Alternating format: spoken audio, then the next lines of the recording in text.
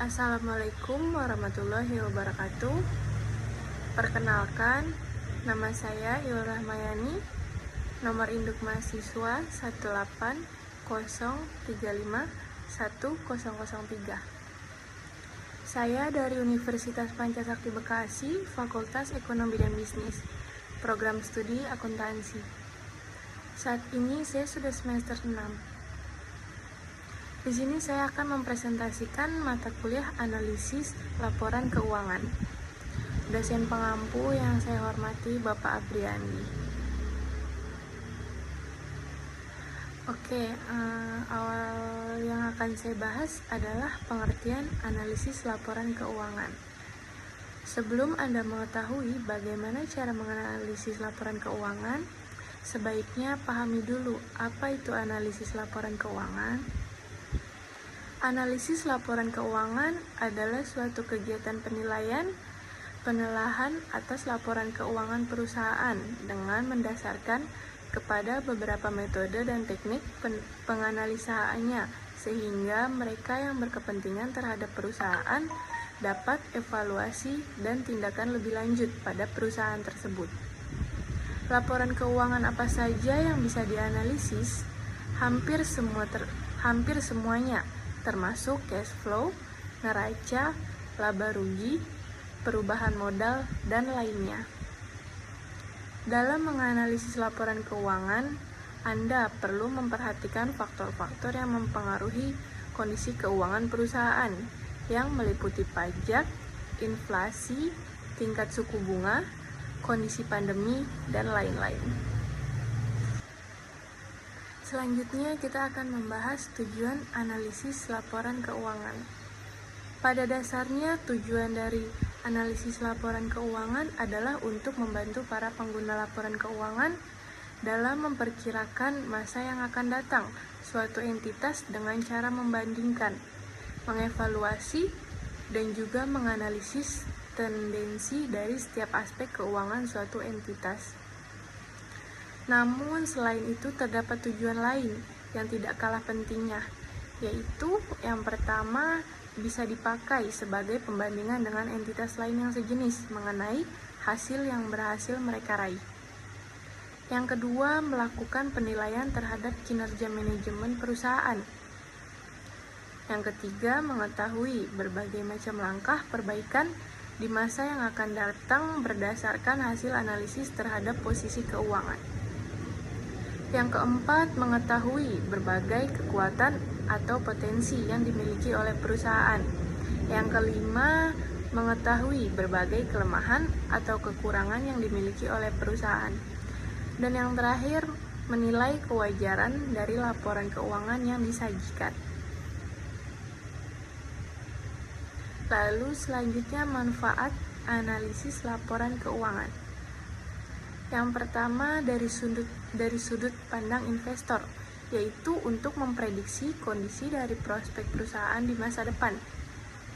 Yang kedua dari sudut pandang manajemen, yaitu untuk membantu perencanaan tindakan manajerial yang akan menentukan kondisi perusahaan di masa depan. Dan yang ketiga dari sudut pandang kreditur, yaitu untuk membantu menentukan kelayakan pemberian pinjaman. Manfaat analisis laporan keuangan lainnya, yaitu prosedur analisis dapat digunakan sebagai perbandingan antara setiap pos keuangan di laporan periode berjalan dengan periode sebelumnya.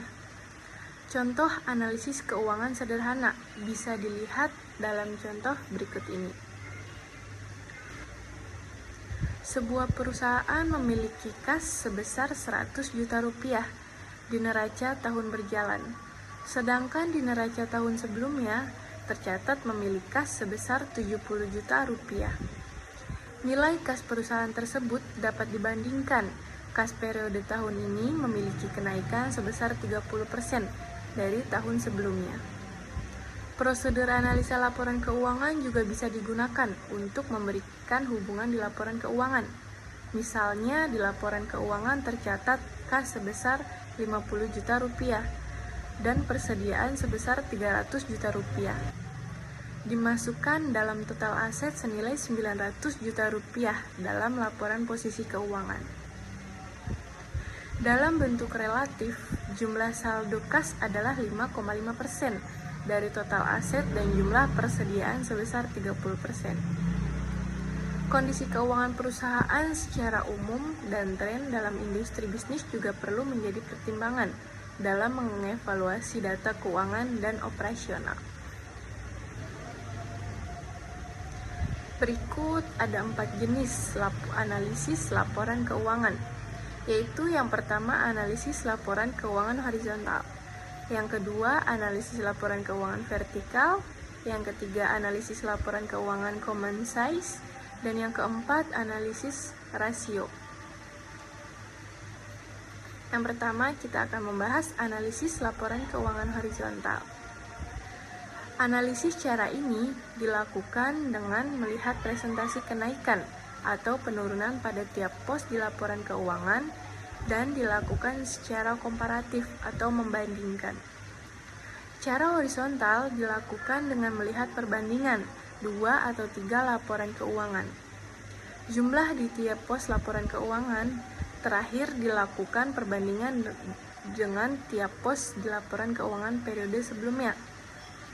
Laporan keuangan periode atau tanggal yang lebih awal digunakan sebagai dasar pembandingannya. Analisis keuangan ini sering disebut sebagai analisis tren dan sering dinyatakan dalam mata uang dan presentase. Berikut metode analisa laporan keuangan horizontal. Yang pertama, perbandingan aset lancar. Tabel berikut ini memperlihatkan neraca perbandingan singkat periode 2 tahun lalu PT 2 Indonesia dengan analisis horizontal. Yang pertama, aktiva lancar PT 2 Indonesia pada tahun 2019 yaitu senilai 1.120 juta rupiah dan pada tahun 2020 senilai 1.300 juta rupiah. Jadi aktiva lancar mengalami kenaikan yaitu senilai 180 juta rupiah atau 14%. Lalu aktiva tetap pada tahun 2019 yaitu senilai 500 juta rupiah dan pada tahun 2020 senilai 800 juta rupiah. Jadi aktiva tetapnya mengalami kenaikan yaitu sebesar 300 juta rupiah atau 38%.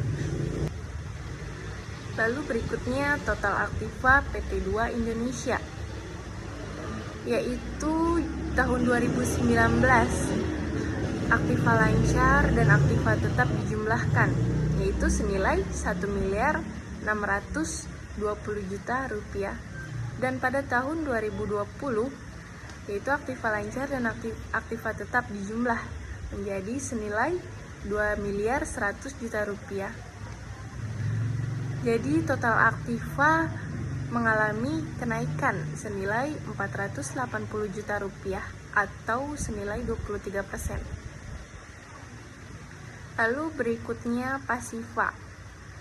Pasiva jangka pendek 2019 yaitu senilai 353 juta rupiah.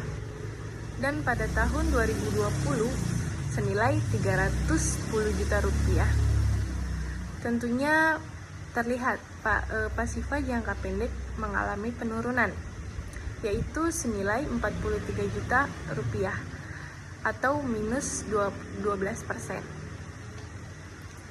Lalu pasiva jangka panjang pada tahun 2019 yaitu senilai 280 juta rupiah dan pada tahun 2020 senilai 200 juta rupiah. Jadi pasiva jangka panjang mengalami penurunan yaitu senilai 80 juta rupiah atau minus 29%. Berikutnya total pasiva yaitu total pasiva jangka pendek dijumlahkan dengan pasiva jangka panjang pada tahun 2019 senilai 633 juta rupiah. Dan pada tahun 2020 totalnya pasiva jangka pendek dan pasiva jangka panjang yaitu senilai 510 juta rupiah. terlihat total pasifa mengalami penurunan, yaitu senilai 123 juta rupiah atau minus 19%.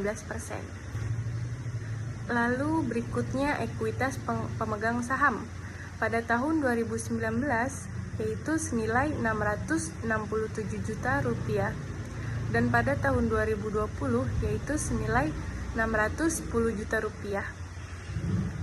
Terlihat ekuitas pemegang saham mengalami penurunan, yaitu senilai 57 juta rupiah atau minus 9%.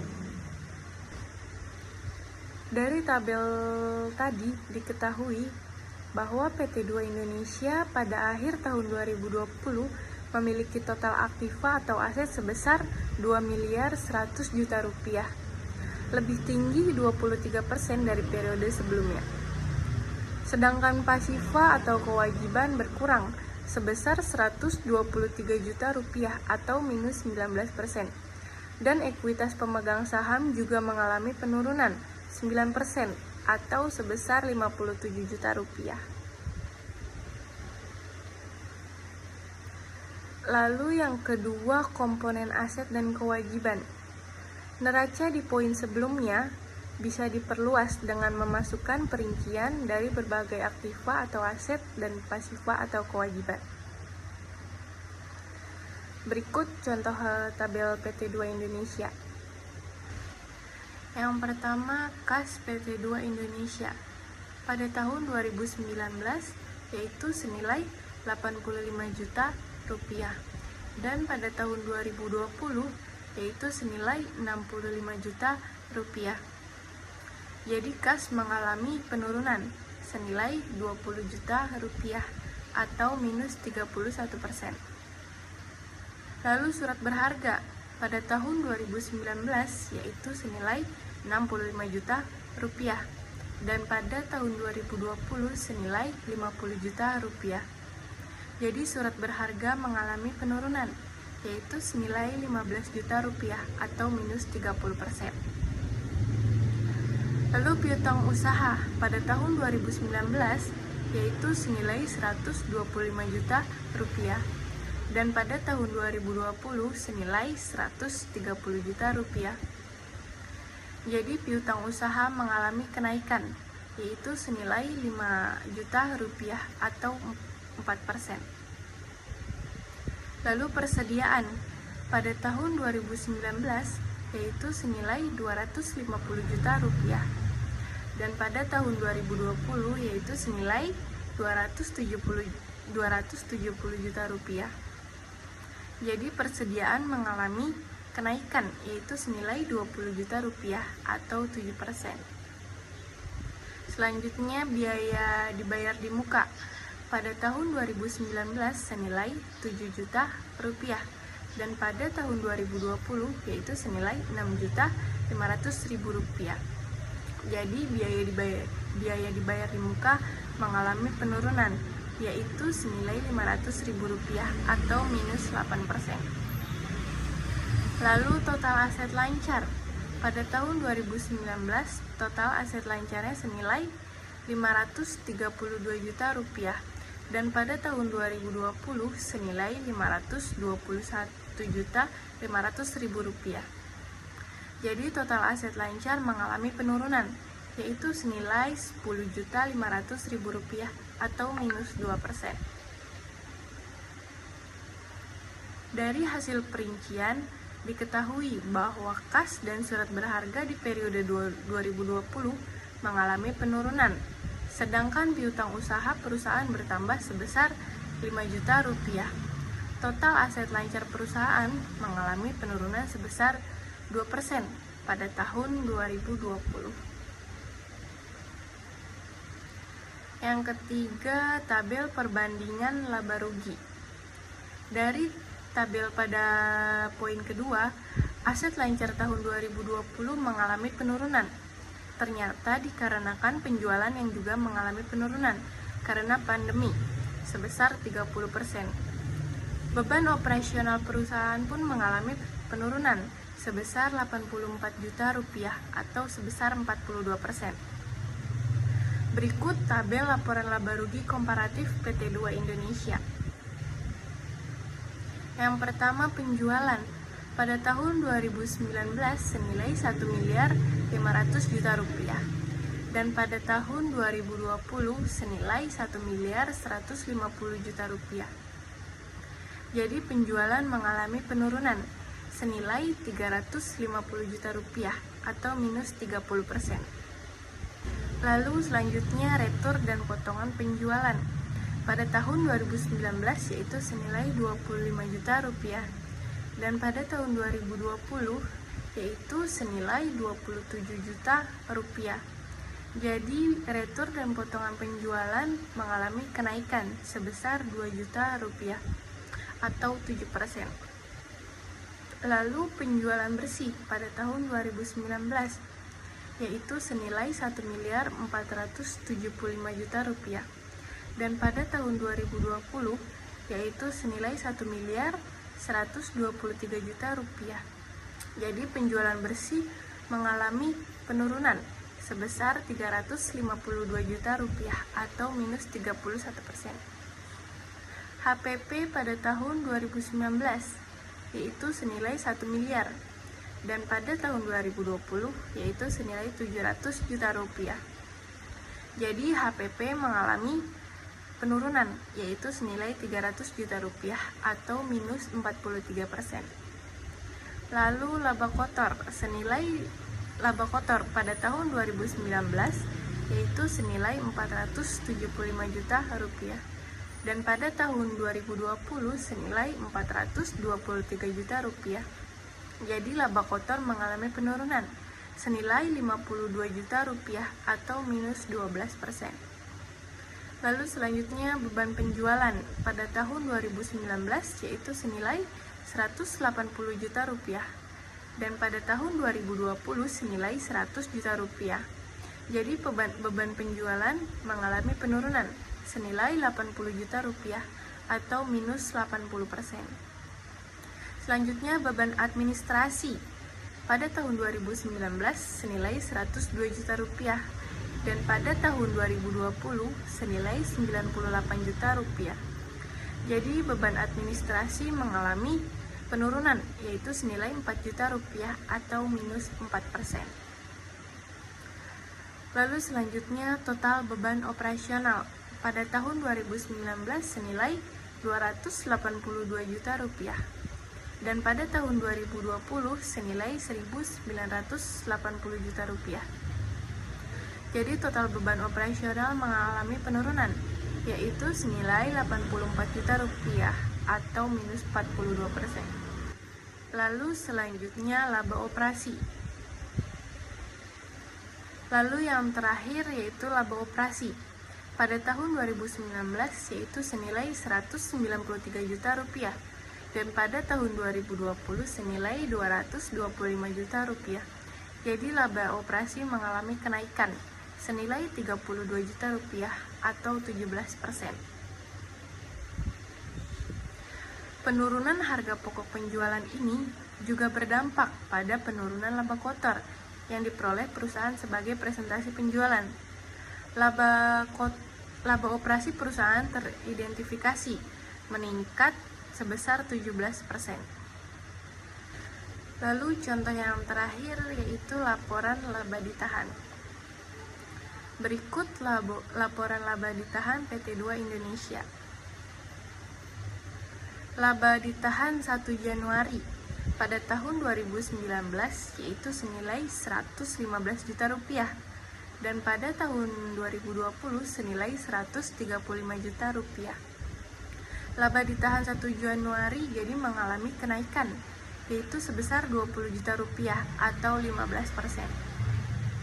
Selanjutnya laba bersih pada tahun 2019 yaitu senilai 74 juta rupiah dan pada tahun 2020 yaitu senilai 80 juta rupiah.